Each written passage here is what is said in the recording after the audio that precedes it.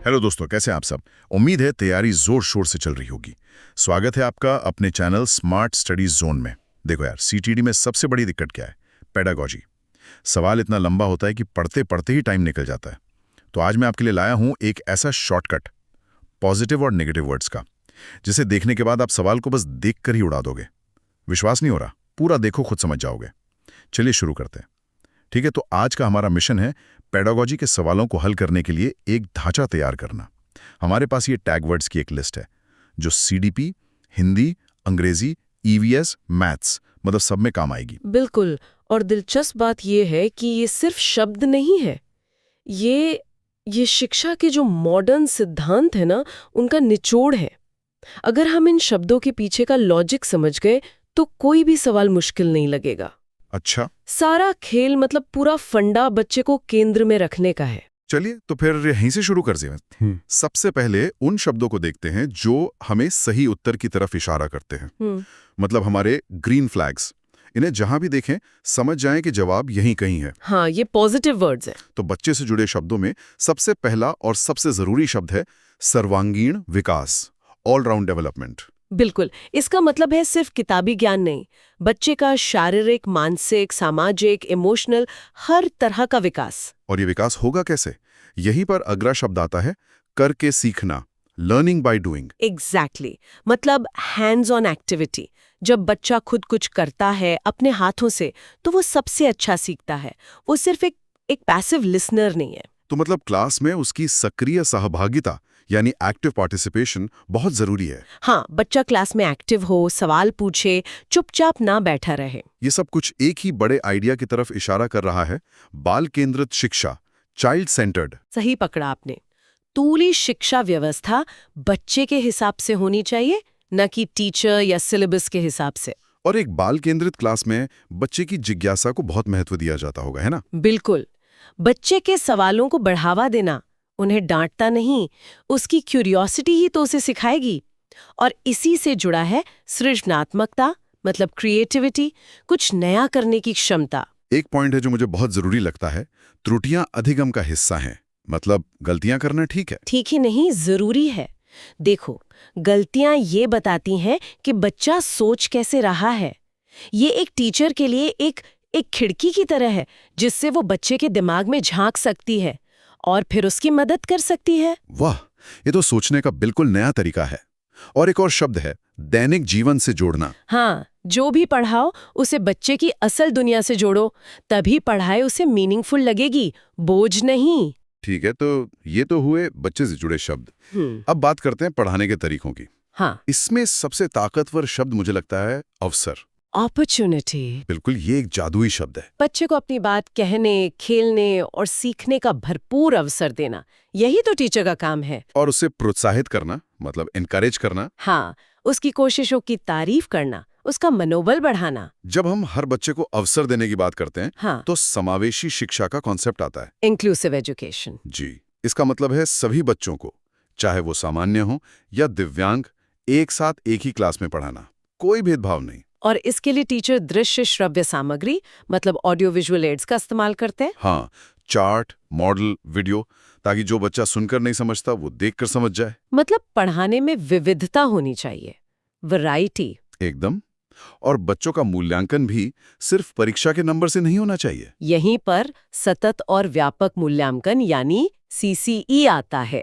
बिल्कुल, बच्चे की हर एक्टिविटी का मूल्यांकन करना। और अगर किसी बच्चे को कोई दिक्कत है तो उसके लिए है निदानात्मक और उपचारात्मक शिक्षण। इसे थोड़ा समझाएंगी? ये डॉक्टर के उदाहरण जैसा है।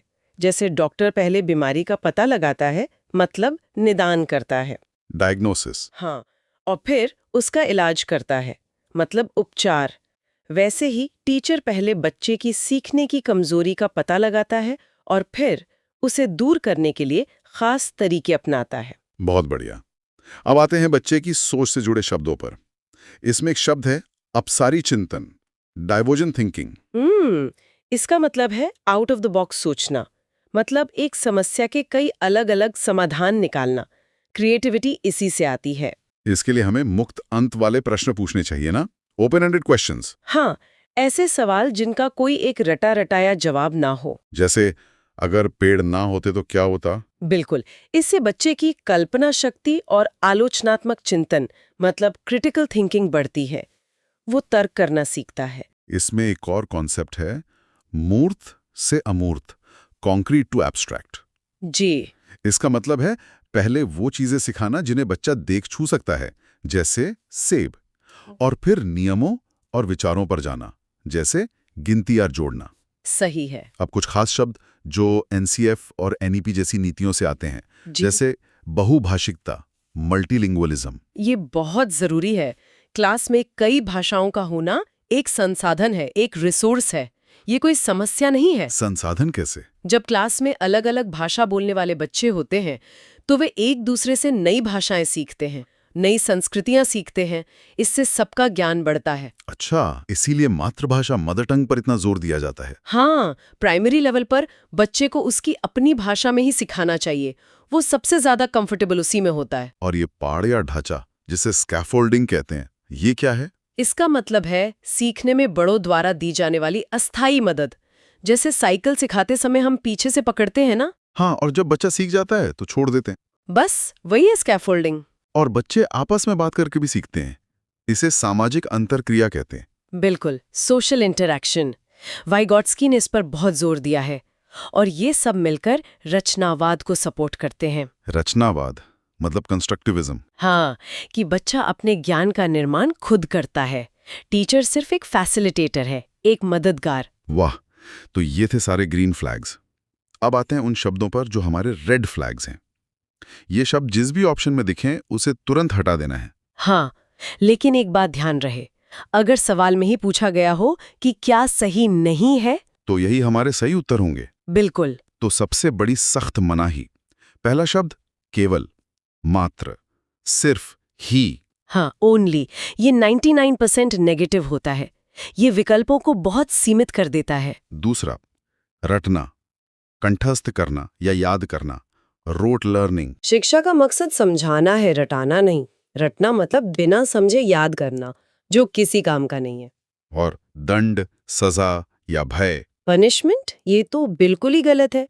बच्चे को डराना या मारना एक अपराध है। और शिक्षा कभी भी पुस्तक केंद्रित या शिक्षक केंद्रित नहीं हो सकती। नहीं, वो हमेशा बाल केंद्रित ही होनी चाहिए। ठीक है, अब कुछ ऐसी गलतियां जो भेदभाव और तुलना से जुड़ी हैं, जैसे पृथक्करण या अलग करना। हाँ, बच्चों को होशियार कमजोर के ग्रुप में बांटना, ये बहुत गलत प्रैक्टिस है। या किसी बच्चे पर नामीकरण या लेबल लगाना। ये तो बच्चे के आत्मविश्वास को खत्म कर देता है।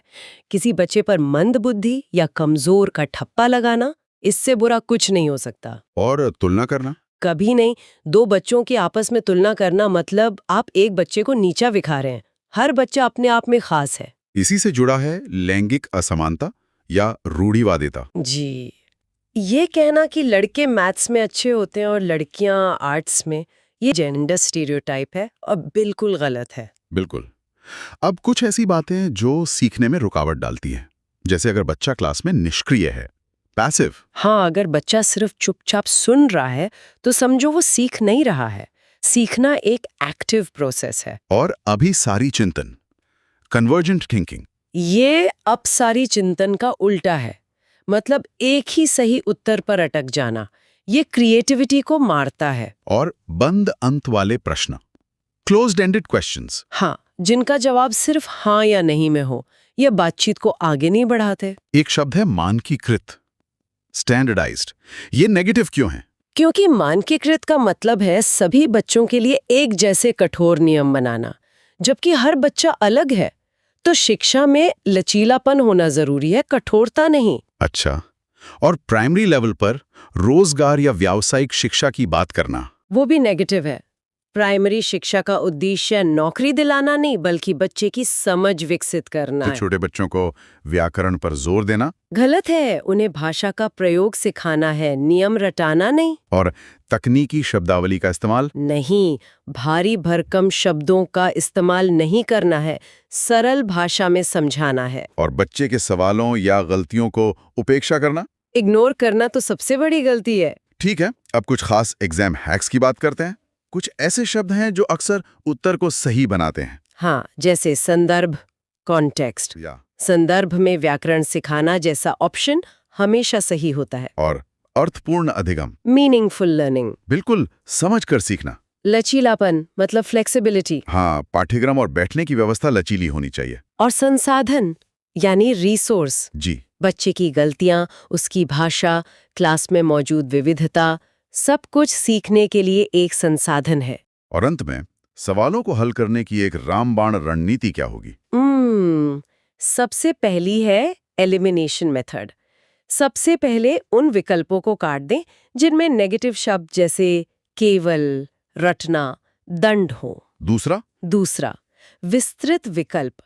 अक्सर जो ऑप्शन सबसे बड़ा होता है और जिसमें बच्चे के सम्मान और अवसर की बात सबसे ज्यादा डिटेल में की गई हो, वही सही होता है। और तीसरा और सबसे जरूरी, तीसरा है रोल प्ले। सवाल पढ़ते समय खुद को एक आदर्श शिक्षक मानकर सोचें। एक अच्छा शिक्षक क्या करेगा? जो जवाब बच्चे के भले के लिए हो, जो उसके आत्मविश्वास को बढ़ाए, वही सही उत्तर है। तो कुल मिलाकर बात यह है कि पेडागोलॉजी में सही जवाब हमेशा बच्चे के हित में होता है। इन पॉजिटिव और नेगेटिव शब्दों को ध्यान में रखकर लंबे सवालों से डरने की जरूरत नहीं है, बल्कि उन्हें एक पहेली की तरह आसानी से हल किया जा सकता है। बिल्कुल सही कहा आपने। ये विश्लेषण यहाँ खत्म होता है, लेकिन सोचने के लिए एक सवाल छोड़ जाते हैं। अगर ये आदर्श शिक्षण के सिद्धांत इतने स्पष्ट हैं, तो हमारे असल क्लासरूम में इन्हें लागू करने में सबसे बड़ी चुनौतियाँ क्या आती हैं? और एक शिक्षक के तौर पर उन चुनौतियों से कैसे निपटा जा सकता है?